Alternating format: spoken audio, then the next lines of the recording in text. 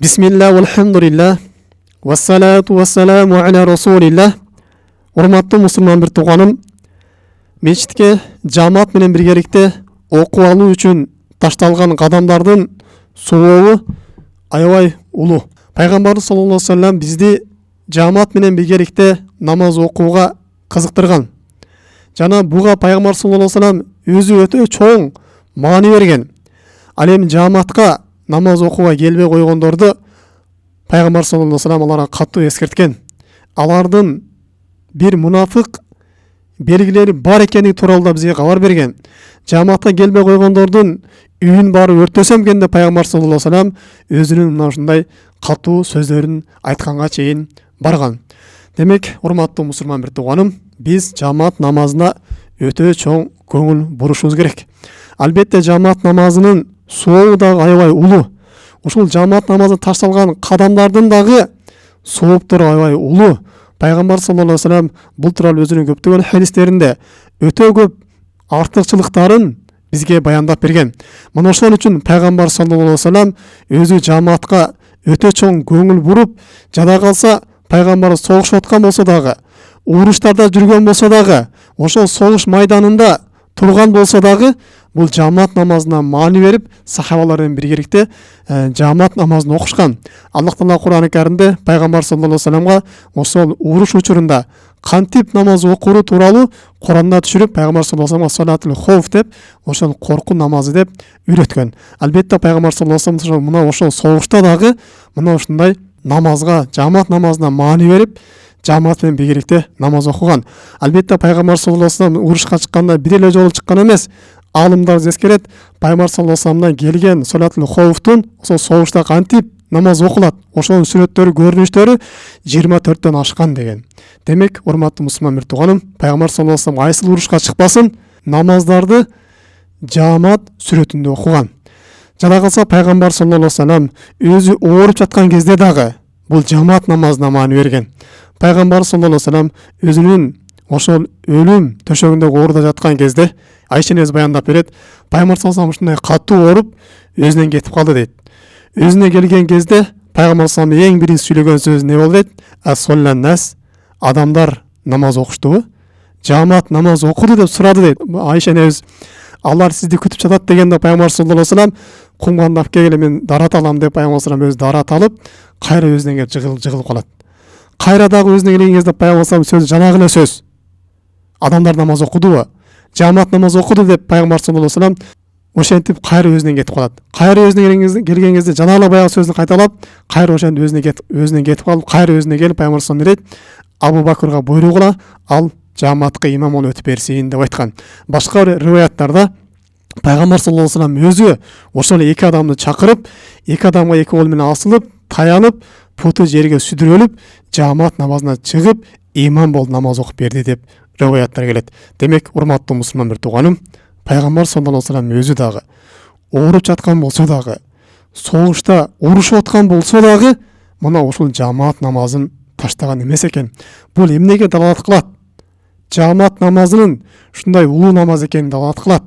Пайгамбар саллаллаху алейхи вассалам бизди дагы жамаат намазына ушундай көңүл бурууга, ушундай маани берүүгө, мына ушундай бекем болууга бизди чакырып атат.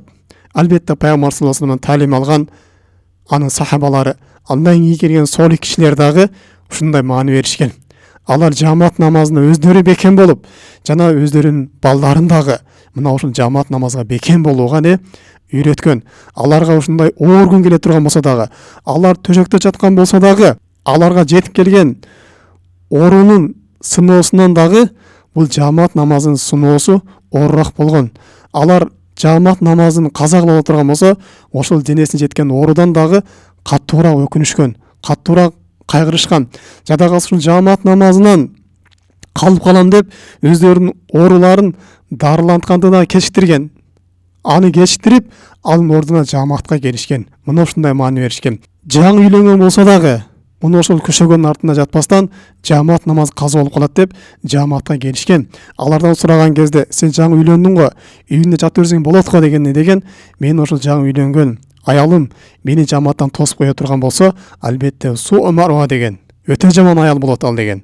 Менин намазынан алаксытып кое турган болсо, мени жамааттан алаксытып кое турган болсо, өтө жаман аял болот деп алар жада калса жаңы үйлөнгөндөрү дагы ушундай жамаат намазына маани беришкен. Албетте урматтуу мусулман бир тууганым, биз дагы жамаат намазына маани берип, аны шашып аткарышыбыз керек. Эми жамаатка ташталган кадамдардын соогуна келе турган болсок, алардын соогу аябай улуу. Инсандын жасаган күнөөлөрүнө кафарат болуп кетет. Аллах Таала жамаат намазына келгендерге аларды ырайымына алары тууралуу, кыямат күнүндө алардын сират көпүрөсүнөн өткөнөрү тууралуу өз убада берген.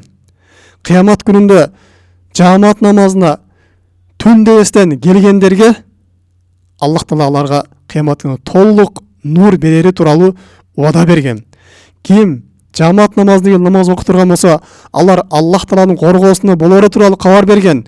Ким эртең менен келип жамаат намаз багымдатып окуп туруп, муну ошол күнү кеч каза окула турган болсо, Аллах Таала булардын кабыр азабынан сактоого, дозок азабынан сактоого өзү убада берген. Пайгамбар саллаллаху алейхи ва саллям келген кээ бир хадистерге токтоло турган болсок, Пайгамбар саллаллаху алейхи ва саллям айтат: "Мен хаража мин бейтихи мутатаххирун ила салатил мактубатин фаажруху каажри хаджил мухримин." Кимде ким үйүнөн дарат алып туруп, жамаат намазына карап чыга турган болсо, анын сообу алжылык кылгандай сооп берилет дейт. Алжылык кылды дегендин сообуну ошол кишиге берилет дейт. Эгерде нафил намаз үчүн чыга турган болсо, ага умра кылды дегендин сообу берилет дейт. Демек, урматтуу мусулман бир тууганым, биз ар бир намазга чыккан сайын мына ушул нерсени сезе билишибиз керек. Аллах Таала мына ушул мен жамаатка барганым үчүн мени алжылык кылды деген сооп берет деп жүрөктөн этикад кылып, мына ушул нерсени биз сезе билишибиз керек. Демек, күнүнө 5 убакыт келе турган болсок, Аллах Таала бизге күнүнө 5 рет алжылык кылды деген сооп жазат экен. Эгер нафил намаздарга келе турган болсок, анда бизге күнүнө Аллах Таала канча рет келе турган болсок мешитке, нафил намаз окуу үчүн, духа намазы болсун, же башка намаздар болсун, анда Аллах Таала бизге умра кылды дегендин сообун жасат экен. Дагы бир башка хадистерде Аллах Таала Пайгамбар саллаллаху алейхи ва саллям айтат, бул Пайгамбар саллаллаху түшүндө көрөт: "Я Мухаммадун, хал тадри фима яхтасимул малаул а'ла?" Эй Мухаммад, сен билесиңби, асмандагы периштелер эмне жөнүндө талкуу кылып жатканын дейт. Пайгамбар саллаллаху алейхи ва саллям дейт. Фил кафарат дейт. Күнөөлөргө кафарат болуучу амалдар тууралуу сүйлөшүп жатат дейт. Алем вал кафарат, күнөөлөргө кафарат болуучу амалдар, булар эмне дейт? Ал муксу фил масажид бада салат дейт. Намаз бүткөндөн кийин экинчи намазды окуп алуу үчүн күтүп отуруштук, мына ушул күнөөгө кафарат дейт.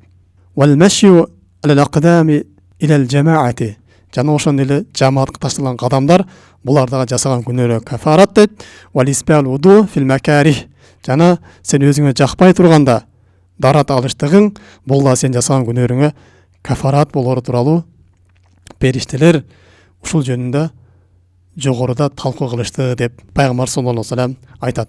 Башка бир хадистерде Пайгамбар саллаллаху алейхи ва саллям мындай дейт: "Ким жума намазына келе турган болсо, анын 10 күндүк күнөөлөрү кечирилет." Жума намазга келген кезде анын адептери бар. Ошол адептерин сактап, үйүнөн гусул алып, келгенден кийин имамды угуп, унчукпай отуруп, андай намазын окуп кете турган болсо, бул адамдын 10 күндүк күнөөлөрү кечирели тууралуу Пайгамбар саллаллаху алейхи ва саллям айткан. Мындай дейт: "Мен иктесала, ким жума күнү гусул ала турган болсо, сумматал жумаата, кийин жума намазына келе турган болсо, фа саллама куддира лаху, келгенден нафил намаз окуй турган болсо" дейт.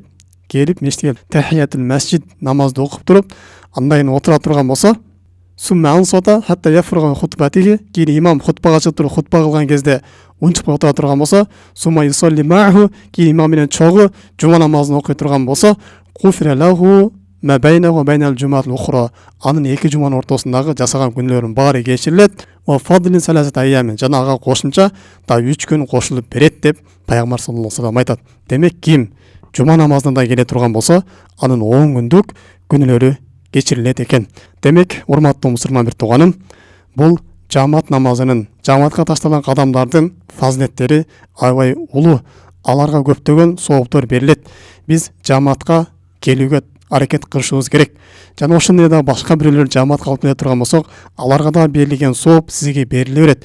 Же болбосо өзүңүздүн уулуңузду, же өзүңүздүн күйөөңүздү, өзүңүздүн иниңизди, өзүңүздүн агаңызды жамаатка жөнөтө турган болсоңуз, алар алган сооп сизге дагы жете берет. Сиз алардын жамаатка келишине себепкер болгонуңуз үчүн. Аллах Таала баарыбызды ибадатына бекем кылган болсун.